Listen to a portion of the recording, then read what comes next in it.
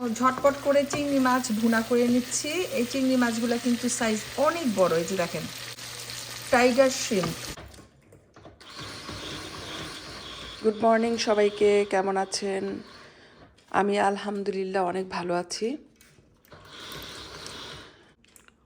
তো আমি এখন আস্তে আস্তে রেডি হচ্ছি।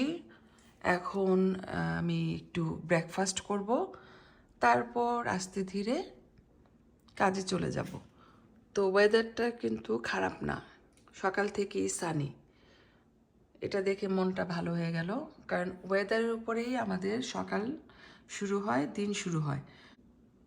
ব্যাকইয়ার্ডটা খুবই সুন্দর লাগতেছে। আমি এখন গরম গরম চা খাবো আর রেডি হয়ে কাজে যাব। সো মাশাআল্লাহ, দিনটা খুবই সুন্দর কিন্তু একটু ঠান্ডা। তো যাই হোক, এটা তো ঠান্ডার দেশ, কিছুই করার নাই। আমি এখন কাজে যাচ্ছি, আকাশটা সুন্দর। আর আমি আজকে একটু আর্লি কাজ শুরু করতেছি, সেজন্য সকাল সকাল বের হইছি। যদিও বোঝা যাচ্ছে না অনেক বেশি সকাল, এখন 7:30 বাজে, মানে 7:30 বাজে। সাধারণত উইন্টারে 7:30 মানে হচ্ছে অনেক সকাল। তো যাই হোক, আমি কাজে যাচ্ছি। আজকে সারাদিন কি কি করব সবই আপনাদের সাথে শেয়ার করব। তো হ্যালো গাইস, ব্রেক টাইম, বসে আছি। আর 5 মিনিটের মতো এখানে থাকবো। তো 5 মিনিট পর কাজে চলে যাব। আজকেও রুমে কেউ নাই। আমার কাছে ভালোই লাগে, মানুষ থাকলে আমার কাছে এত বেশি ভালো লাগে না। ফাইনালি কাজ শেষ করলাম, এখন বাসায় যাচ্ছি। ভালোই লাগতেছে, কারণ বাসায় গেলে একটু রিল্যাক্স করতে পারবো। ওয়েদারটা ভালো, ব্রাইট সানি। বিকালের দিকে একটু বের হব, তখন আমি আপনাদের সাথে শেয়ার করব। তো এখন আমার লাঞ্চ টাইম, লাঞ্চ করব। এই যে গতকালকে কস্কো থেকে ক্রসো এনেছি, এই ক্রসোটা অনেক মজা, খুবই মজার ক্রসো, অনেক মজা। তো এই ক্রসোটা চা দিয়েও ভালো লাগবে, কফির সাথেও ভালো লাগে, ডিমের সাথে ভালো লাগে। এটা হচ্ছে একটা ডিজার্ট, খুবই মজার একটা ডিজার্ট, আপেল পাই। তো আগে লাঞ্চ করি, তারপরে আপেল পাই খাবো চা দিয়ে।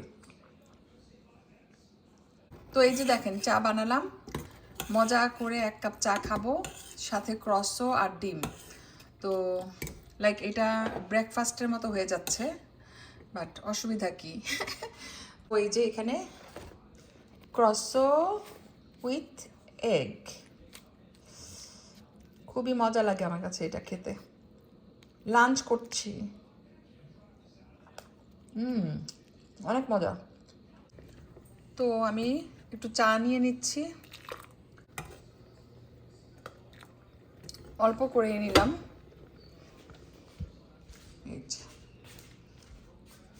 সাথে এই যে এখানে একটা আপেল পাই আছে, খুবই ফ্রেশ, বের করব, আগে আমি লাঞ্চটা করে নিই। তো লাঞ্চ হয়ে গেছে আমার, এখন চা দিয়ে এই আপেল পাইটা খাবো। আপেল পাইটা এত বেশি ফ্রেশ, দেখতেই লোভনীয়। তো আমি অল্প একটু কেটে খেয়ে দেখি কেমন। অনেক মজা।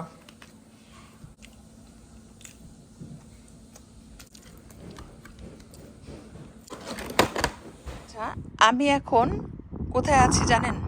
ব্যাকইয়ার্ডে। এই ফার্স্ট টাইম ব্যাকইয়ার্ডে আসলাম, তাও এখনো নামি নাই, এই যে স্টেয়ারে দাঁড়ায় আছে, ঠিক আছে? কারণ ভাবলাম যে একটু বের হই, সারাদিন বাসার ভিতরে ছিলাম। আর সবচেয়ে বড় কথা, কাজের থেকে বাসায় এসে হালকা পাতলা কিছু খেয়ে মানে এত বেশি টায়ার্ড ফিল করছি যে ঘুমাইছি, অনেকক্ষণ ঘুমাইছি। আমি কতক্ষণ ঘুমাইছি সেটা আর আপনাদেরকে বললাম না, ঠিক আছে? তো ভাবলাম যে এখন একটু ব্যাকইয়ার্ডে আসি। খুবই ভাল লাগতেছে, মিষ্টি একটা রোদ, হালকা ঠান্ডা, একটু বাতাস আছে, এজন্য ঠান্ডাটা লাগতেছে। যদি বাতাসটা না থাকতো ঠান্ডা এত লাগতো না। তো যাই হোক, এই হচ্ছে আমার ব্যাকইয়ার্ডের অবস্থা। এখনও ঘাস কাটার সময় হয় নাই, আস্তে আস্তে ঘাসগুলা বড় হয়ে যাচ্ছে, তখন কাটতে হবে। আর চলেন এই যে দেখেন, এটা হচ্ছে আমার গার্ডেনের বেড, ঠিক আছে? এখানে আমি গার্ডেন করব, মেবি করব না, ওকে, আমি জানি না। কারণ এই যে দেখেন ছোট ছোট গাছ, এগুলা কি বলে, ছোট্ট ছোট্ট, হ্যাঁ, ছোট্ট ছোট্ট শাকের মতো গাছ আছে, এগুলো আগাছা। এই সব আগাছা আমাকে তুলে ফেলতে হবে, ঠিক আছে? এই আগাছা তুলতে হবে, কারণ আরেকটু বড় হলেই আগাছাগুলো একদম অনেক বড় বড় হয়ে যাবে, তখন তুলতে ঝামেলা। ছোট অবস্থায় গাছগুলাকে তুলে ফেলতে হবে, কারণ বড় হয়ে গেলে তখন অনেক কষ্ট হয় তুলতে। এই ব্যাডটা কিন্তু অনেক বিগ সাইজ, ঠিক আছে? অনেক গাছ এখানে ফিট হবে। তো যদি সময়, এনার্জি আর মুড তিনটা থাকে তাহলে করব। মানে আমি বুঝাতে চাচ্ছি, ব্যাটে বলে মিললে আমি গার্ডেন করব এবার। এই হলো অবস্থা। ভাল লাগতেছে হাঁটতে। এইখানেও হাঁটলে একটা বড় এক্সারসাইজ হবে, কিন্তু আমাদের ব্যাকইয়ার্ডে কিন্তু মশা আছে, জানেন? সন্ধ্যার দিকে এখানে ব্যাকইয়ার্ডে গার্ডেনে কোনো কাজ করা যায় না, মশার কামড়ে আমি একদম শেষ হয়ে যাই। ইভেন সন্ধ্যাও হইতে হয় না, 4টার পর থেকেই মশা ব্যাকইয়ার্ডে গিজ গিজ করে। হাঁটতেই ভাল লাগতেছে ঘাসের উপর। আর এদিকে একটা দরজা আছে, এই দরজাটা খুললে পিছনের দিক দিয়ে বাইরে যাওয়া যায়। একটু খুলে দেখি, এটা খোলা উচিত, তাহলে দরজার কন্ডিশনটা বুঝতে পারবো ঠিক আছে কি না। লাস্ট ইয়ার আমি এদিকেও একটু গার্ডেন করছিলাম। আর এই যে বাড়ির সাইডে সাইডে পুদিনা পাতা ছিল, এবার উঠে নাই, কারণ আমাদের একটা গার্ডেনার আছে, সে সব তুলে ফেলছে। পুদিনা পাতা ভালো লাগে দেখে এবার একটু লাগাই ফেলবো, কারণ সামারে কিন্তু পুদিনা পাতাটা ভালো লাগে খেতে, সালাদেও ভালো লাগে, আবার শরবত করা যায়। বাতাসটা যে কি ভাল লাগতেছে আপনাদেরকে বলে বোঝাতে পারবো না। এখানে অনেকগুলা মাটি পট, কারণ লাস্ট ইয়ার আমি গার্ডেন করি নাই। অনেক ভাবছিলাম করব, কিন্তু শেষমেশ করা হয় নাই, একটাই কারণ, টাইম, মুড, এনার্জি কিছুই ছিল না। আর সামারে এখানে প্রচুর শাকসবজি পাওয়া যায়, অ্যাভেলেবেল। তো অনেকক্ষণ গার্ডেনে হাঁটাহাঁটি করলাম, একটা ভালো এক্সারসাইজ হয়েছে। এখন একটু গ্রোসারি করতে যাচ্ছি, আবার এদিক সেদিকও যাব, সব কিছু আপনাদের সাথে শেয়ার করবো আস্তে আস্তে। বিকালটা খুবই সুন্দর, গরম 20 ডিগ্রিতে আমাদের কাছে গরম লাগে। এই যে আমাদের উইন্ডো খোলা, তারপরে পারলে এসিও ছাড়ি, মানে আমরা গরম সহ্য করতে পারি না। তো আমরা একটা পার্কের সামনে দিয়ে যাচ্ছি, আপনাদের সাথে অল্প একটু শেয়ার করব। বিশাল একটা পার্ক, এটা আমার বাসার থেকে বেশি দূরে না, এই যে রাইট সাইডে দেখা যাচ্ছে। তো এটা হিউজ। সামটাইমস আমরা এখানে হাঁটতে আসি। এই যে দেখেন একটা ব্রিজ আছে, তারপরে লেক আছে, পানি দেখা যাচ্ছে।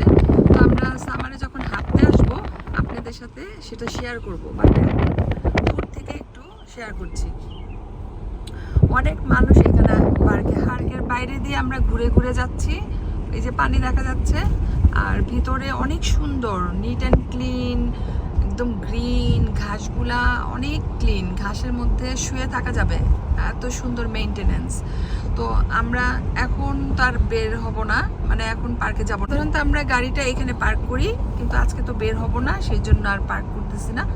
তো অন্য এক সময় যখন অনেক বেশি নাইস ওয়েদার থাকবে, সুন্দর ব্রাইট সানি, আরও গরম, সেই দিন আমরা পার্কে আসবো, আপনাদের সাথে সব কিছু শেয়ার করবো। তো আমরা এখন গ্রোসারি স্টোরে আসছি ফ্রেশ করতে, কিছু টুকটাক জিনিস কিনতে হবে, সেই জন্য। দিনটা এত সুন্দর, আমার গরম লাগতেছে আসলে। তো গ্রোসারিতে এসে শ্রিম খুঁজতেছি, মানে চিংড়ি মাছ খুঁজতেছি, দেখি কোথায় পাওয়া যায়। যদি চিংড়ি মাছ পাওয়া যায়, বাসায় যেয়ে সেটা রান্না করব ডিনারের জন্য। তো এই যে আমাদের শপিং ডান, প্রয়োজনীয় টুকটাক যা যা লাগবে সব নিয়ে নিলাম। এই যে চিংড়ি মাছ নিয়েছি 1 প্যাকেট, এটাকে আজকে রান্না করব ডিনারের জন্য। গ্রোসারিতে গেছিলাম দুজন একসাথে, গ্রোসারি করে বাসায় আসলাম। এখন চিংড়ি মাছ ভুনা করব আর ভাত বসাইছি। তো দুইটা কাজ একসাথে করছি, কারণ আমাদের ডিনারের আর বেশি সময় বাকি নাই। তো এখন আমি চিংড়ি মাছটা ভুনা করব, সেই জন্য বেশি করে পেঁয়াজ দিয়ে দিচ্ছি।